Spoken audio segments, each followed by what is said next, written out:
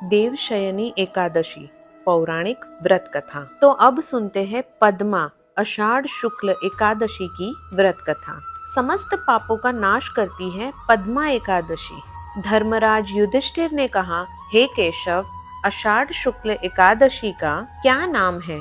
इस व्रत के करने की विधि क्या है और किस देवता का पूजन किया जाता है? भगवान श्री कृष्ण कहने लगे कि हे युधिष्ठिर, जिस कथा को ब्रह्मा जी ने नारद जी से कहा था वही मैं तुमसे कहता हूँ। एक समय नारद जी ने ब्रह्मा जी से यही प्रश्न किया था। तब ब्रह्मा जी ने उत्तर दिया कि हे नारद जी, तुमने कलयुगी जीवों के उद्धार के लिए बहुत उत्तम प्रश्न किया है, क्योंकि देवशयनी एकादशी का व्रत सब व्रतों में उत्तम है। इस व्रत से समस्त पाप नष्ट हो जाते हैं और जो मनुष्य इस व्रत को नहीं करते वो नरकगामी होते हैं। हरिशयनी एकादशी से होगी 5 दिवस के उत्सव की शुरुआत। आगे सुनिए देवशयनी एकादशी को कैसे करते हैं, जानिए व्रत और पूजन का सही तरीका। इस व्रत को करने से भगवान विष्णु प्रसन्न होते हैं। इस एकादशी का नाम है पद्मा। अब मैं आपको एक पौराणिक कथा कहती हूँ, उसे मन लगाकर सुनो।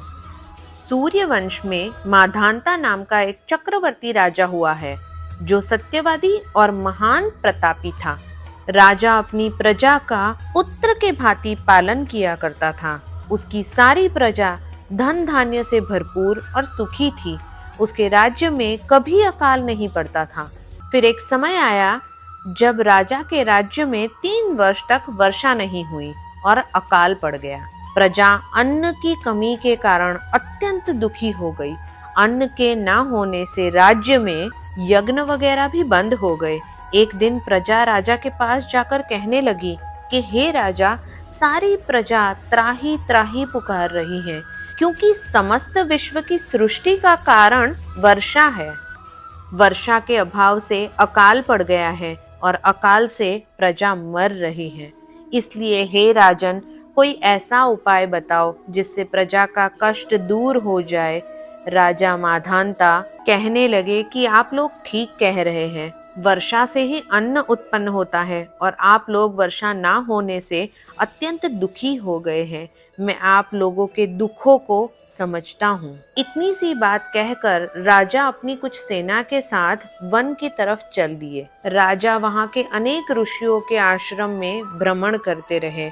अंत में वो ब्रह्मा जी के पुत्र अंगीरा ऋषि के आश्रम में पहुँचे। राजा ने घोड़े से उतरकर अंगीरा ऋषि को प्रणाम किया।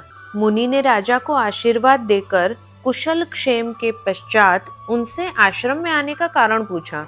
राजा ने हाथ जोड़कर विनती भाव से कहा कि हे भगवान, सब प्रकार से धर्म का पालन करने पर भी मेरे राज्य में अकाल पड़ गया है। इससे मेरी प्रजा अत्यंत दुखी है। राजा के पापों के प्रभाव से ही प्रजा को कष्ट होता है, ऐसा शास्त्रों ने कहा है। जब मैं धर्म अनुसार राज्य करता हूँ तो मेरे राज्य में अकाल कैसे पड़ गया? इसका क्या कारण हो सकता है? मुझको अभी तक पता नहीं चल सका।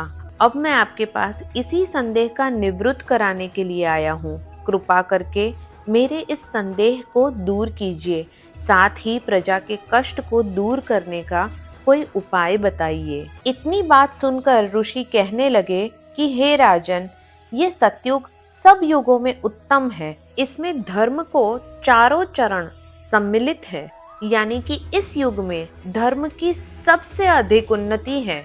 लोग ब्रह्म की उपासना करते हैं और सिर्फ ब्राह्मणों को ही वेद पढ़ने का अधिकार है। सिर्फ ब्राह्मण ही तपस्या करने का अधिकार रख सकते हैं। परंतु आपके राज्य में एक शूद्र तपस्या कर रहा है और इसी दोष के कारण आपके राज्य में वर्षा नहीं हो रही है। इसलिए यदि आप प्रजा का भला चाहते हो तो उस शूद्र का वध कर दो। इस बात पर राजा कहने लगे कि महाराज, मैं उस निरपराध तपस्या करने वाले शूद्र को किस तरह मार सकता हूँ? इस दोष से मुक्त होने का कोई दूसरा उपाय बताइए। तब ऋषि कहने लगे कि हे राजन, यदि तुम अन्य उपाय जानना चाहते हो तो सुनो। आषाढ़ मास के शुक्ल पक्ष की पद्मा नाम की एकादशी का विधि पूर्वक व्रत करो। व्रत के प्रभाव से तुम्हारे राज्य में वर्षा होगी और प्रजा सुख प्राप्त करेगी। क्योंकि इस एकादशी का व्रत सब सिद्धियों को देने वाला है और समस्त उपद्रवों को नाश करने वाला है। इस एकादशी के व्रत को तुम अपनी प्रजा, सेवक और मंत्रियों सहित करो। मुनि के इस वचन को सुनकर राजा अपने नगर को वापस आ गए और उन्होंने विधि पूर्वक पद्मा एकादशी का व्रत किया। उस व्रत के प्रभाव से वर्षा हुई और प्रजा को सुख पहुंचा। अतः इस मास की एकादशी का व्रत सब मनुष्यों को करना चाहिए।